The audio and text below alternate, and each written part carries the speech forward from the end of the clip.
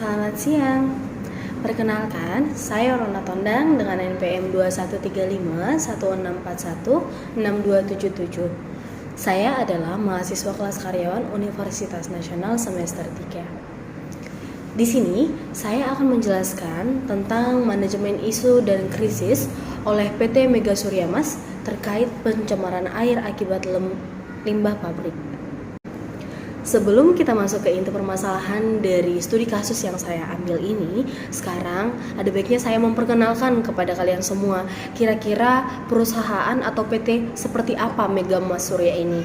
Nah, Mega Mas Surya ini didirikan pada tahun 1993. Mega Mas Surya ini merupakan salah satu pemimpin di dalam industri minyak kelapa sawit dan turunannya yang telah mendistribusikan produk baik di Indonesia maupun ekspor ke lebih dari 132 negara di seluruh dunia. Nah, menjadi perusahaan kelas dunia di industri minyak sawit dan produk-produk turunannya merupakan visi dari Mega Surya Mas ini. Dan mungkin banyak yang bertanya-tanya, mengapa saya menganalisa studi kasus tentang isu Mega Surya Mas ini? Kira-kira mengapa ya saya mengambil materi ini? Nah, saya akan menjelaskan mengapa saya mengambil materi ini. Materi ini menurut saya bisa menuntun kita untuk mendalami kajian manajemen isu dengan pencemaran lingkungan.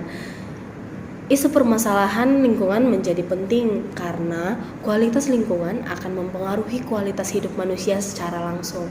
Selain itu, kualitas lingkungan juga mempengaruhi kualitas hidup manusia di masa mendatang. Ada latar belakang dari studi kasus yang saya ambil ini.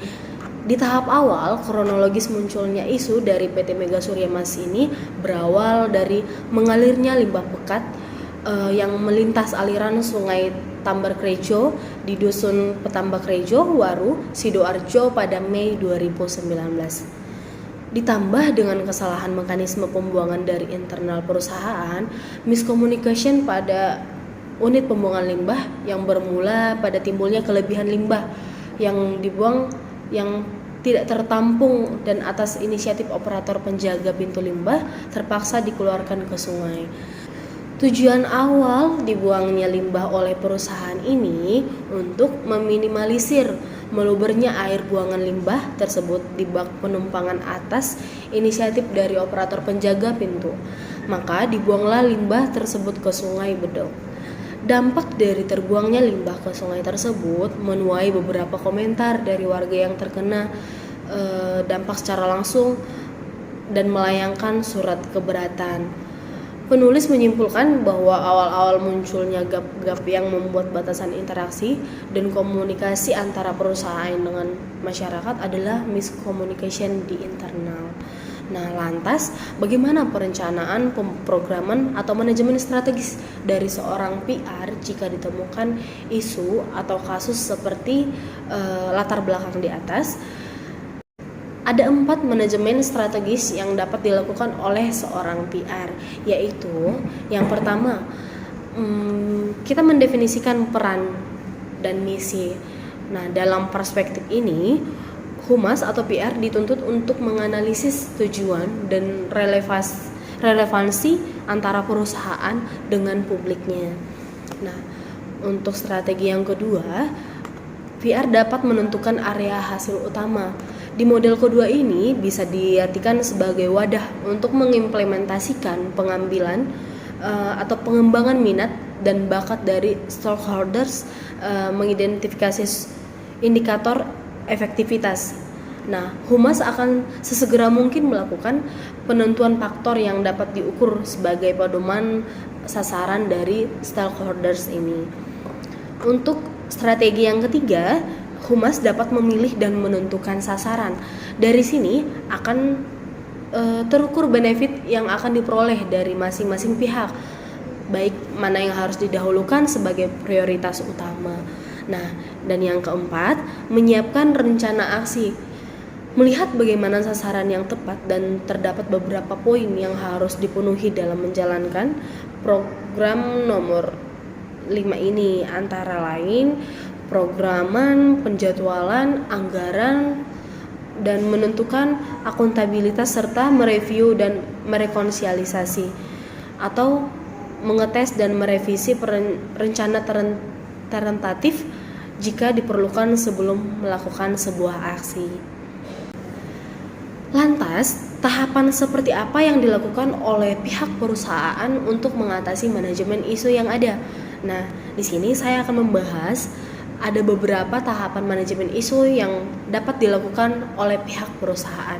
Yang pertama, ada tahap origin atau potential stake atau sering disebut dengan definisi the issue. Nah, proses ini mengarah pada penyelidikan dan memantau pengetahuan atas opini, sikap dan perilaku dari pihak masyarakat atau stakeholders di lapangan. Proses tersebut dipengaruhi oleh tindakan masif dari warga dan komunitas yang mulai menciptakan gap sebagai bentuk respon warga atas pencemaran Sungai Bedol. Nah, pada dasarnya ini adalah fungsi intelijen dari Megasurya sebagai dasar untuk semua langkah dalam proses pemecahan problem dengan menentukan atau problem solving dalam memetakan bantuan sesuai kebutuhan seperti bantuan tambak dan ternak yang langsung berdampak pada pencemaran di daerah warga sekitar. Nah, ada tahap kedua yang disebut dengan tahap mediation atau amplification. Nah, informasi yang dikumpulkan dari berbagai sumber data yang terjadi di lapangan untuk menentukan suatu keputusan tentang program atau kebijakan yang dibuat untuk publik. Strategi tujuan serta tindakan dan komunikasi ditambah taktik dan sasaran guna menentukan segmentasi. Misalnya, memetakan kebutuhan stakeholders selama isu menyeruak. Nah, persiapan output informasi kepada material inti sebagai bantuan respon pabrik atau isu yang berkembang. Dan dapat memprediksikan isu atas pembentukan meaningful atau participation atau prakrisis. Untuk yang ketiga, ada organization atau contain the issue. Nah, di sini merupakan proses pengimplementasian. Nah, program yang didesain sebagai guna untuk mencapai tujuan spesifik untuk masing-masing publik dalam rangka mencapai tujuan program. Sehingga timbul pertanyaan dalam perspektif ini, yaitu kira-kira siapa yang harus melakukan dan menyampaikannya, kapan, di mana, dan bagaimana caranya. Dan berikut adalah action yang dilakukan oleh PT Megasurya dalam mengelola isu atau mengambil tindakan dan berkomunikasi. Nah, misalnya dengan perencanaan dan mekanisme monitoring dan pelibatan stakeholdersnya. Nah, leadership sebagai bentuk kesadaran filantropik yang dilakukan oleh top manajemen atau direktur utama sebagai basis pemimpin kuat perusahaan dalam memaksimalkan proporsi bantuan. Dan yang keempat, ada tahap resolution atau yang disebut standard plans. Nah, langkah terakhir ini merupakan action yang selalu dirumuskan ketika evaluasi pasca keadaan genting yang sudah terjadi.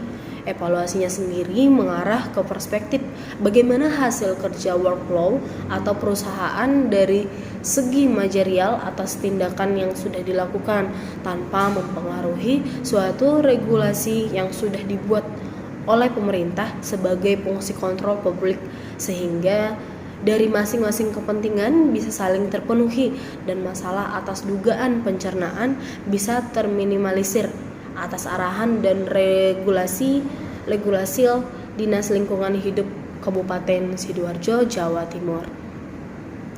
Nah, kesimpulan dari studi kasus yang saya ambil, terdapat dua indikasi gap di lapangan. Yang pertama, gap dengan warga dusun Tambak Rejo. Mereka meminta agar perusahaan mengganti tambak ikan warga yang mati atas pencemaran air sungai Tambak Rejo, dan perusahaan segera mengangkut limbah sisa yang ada di sungai. Nah, dan indikasi gap yang kedua muncul dari publik seperti komunitas di Protna yang menuntut agar perusahaan segera tutup oleh Dinas Lingkungan Hidup, lalu dari Walhi yang menganggap perusahaan tidak memiliki sistem IPAL dan dianggap merusak ekosistem biota di sungai tersebut, serta dari media massa yang menganggap perusahaan merampas hak hidup warga atas ketiadaan respon dari pihak PT Mega Surya. Nah, berdasarkan GAP tersebut, PLL menganggap bahwa terdapat miskomunikasi atas apa yang dituduhkan. Bahkan Modukismo selalu membuang limbah ke Sungai Tambak Rejo. Mengingat di Sungai Tambak Rejo sendiri terdapat banyak perusahaan yang turut serta membuang limbah dan beberapa diantaranya ada limbah rumah tangga yang tercampur sehingga menghasilkan suatu reaksi kimia yang berbahaya dan dapat membunuh ikan di tambak milik warga sekitar. Nah, dapat ditarik kesimpulan bahwa GAP tersebut berawal dari kurangnya komunikasi internal dan eksternal dari perusahaan. Nah, PPL sendiri membenarkan bahwa secara internal perusahaan kurang berkoordinasi untuk pembuangan limbah ke sungai karena overload pada sistem buang pada Mega Surya. Cukup sekian penjelasan saya tentang isu yang saya ambil mengenai PT Mega Surya Mas. Saya mohon maaf jika banyak kesalahan baik tutur kata atau pengucapan. Sekian dan terima kasih.